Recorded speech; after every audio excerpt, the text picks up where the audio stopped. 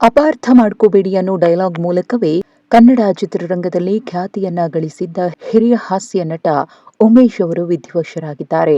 ಹೌದು, 80 ವರ್ಷ ವಯಸ್ಸಿನ ನಟ ಉಮೇಶ್ ಅವರು ಬಾಲನಟನಾಗಿ ಚಿತ್ರರಂಗವನ್ನ ಪ್ರವೇಶ ಮಾಡ್ತಾರೆ.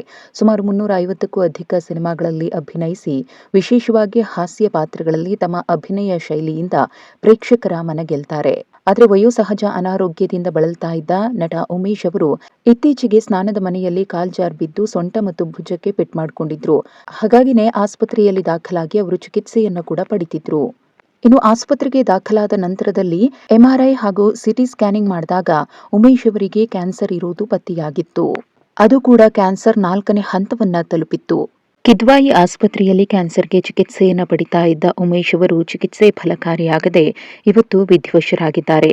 ಕನ್ನಡ ಚಿತ್ರರಂಗಕ್ಕೆ ತಮ್ಮ ವಿಭಿನ್ನ ಅಭಿನಯದ ಮೂಲಕ ಅಪಾರ ಕೊಡುಗೆಯನ್ನ ಕೊಟ್ಟ ಉಮೇಶ್ ಅವರ ನಿಧನಕ್ಕೆ ಕನ್ನಡ ಚಿತ್ರರಂಗ ಮತ್ತು ಅವರ ಅಭಿಮಾನಿ ಬಳಗ ಕಂಬನಿಯನ್ನ ಮಿಡಿದಿದೆ. ಮೂಲತಃ ಮೈಸೂರಿನವರಾದ ಉಮೇಶ್ ಅವರು ಬಣ್ಣದ ಲೋಕಕ್ಕೆ ಪದಾರ್ಪಣೆ ಮಾಡುವ ಮೊದಲು ರಂಗಭೂಮಿಗೆ ಎಂಟ್ರಿಯನ್ನ ಕೊಟ್ಟಿದ್ರು. ಚಿಕ್ಕ ವಯಸ್ಸಿನಲ್ಲಿ ಗುಬ್ಬಿ ವೀರಣ್ಣ ನಾಟಕ ಕಂಪನಿಯಲ್ಲಿ ಬಾಲನಟನಾಗಿ ಅಭಿನಯವನ್ನ ಶುರು ಮಾಡ್ತಾರೆ.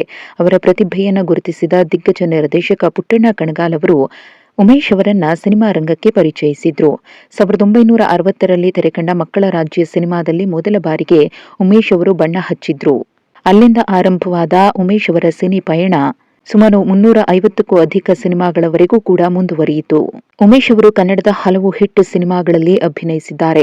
ನಾಗರಹೊಳೆ, ಗುರು ಶಿಷ್ಯರು, ಕಾಮನಬಿಲ್ಲು, ಅಪೂರ್ವ ಸಂಗಮ, ಶ್ರುತಿ ಸೇರಿದಾಗ, ಮಲೆಯ ಮಾರುತ ಹೀಗೆ ಹಲವು. ಕನ್ನಡದ ಪ್ರಮುಖ ನಟರಾದ ಡಾ ರಾಜ್ಕುಮಾರ್, ವಿಷ್ಣುವರ್ಧನ್, ಅಂಬರೀಶ್ ರಂತಹ ದಿಗ್ಗಜ ನಟರೊಂದಿಗೆ ಸ್ಕ್ರೀನ್ ಶೇರ್ ಮಾಡಿದ್ದಾರೆ. ಹಾಸ್ಯದಿಂದ ಹಿಡಿದು ಗಂಭೀರ ಪಾತ್ರಗಳಿಗೂ ಕೂಡ ಉಮೇಶ್ ಅವರು ಜೀವ ತುಂಬಿ ನಟಿಸ್ತಾ ಇದ್ರು. ಉಮೇಶ್ ಅವರ ಅಗಲಿಕೆ ಕನ್ನಡ ಚಿತ್ರರಂಗಕ್ಕೆ ತುಂಬಲಾರದ ನಷ್ಟವನ್ನುಂಟು ಮಾಡಿದೆ.